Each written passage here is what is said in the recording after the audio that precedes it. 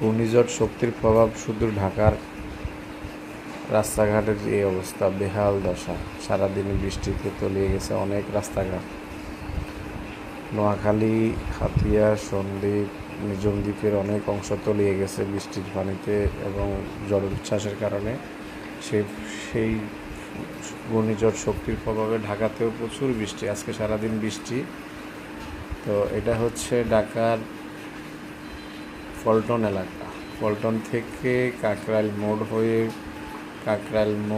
পল্টন মোড়, একদম শান্তিনগর হয়ে মালিবাগ মোড় পর্যন্ত রাস্তার এই চিত্র। সারাদিনই বৃষ্টি ছিল, এখনও বৃষ্টি হচ্ছে। সকাল পর্যন্ত এই অবস্থা থাকলে ঢাকা শহর পুরো তলিয়ে যাবে। আল্লাহ সবাইকে হেফাজত করুক। ঘূর্ণিঝড় প্রভাবে উপকূলীয় এলাকার মানুষ যেন শান্তিতে থাকে, দোয়া করবেন সবাই।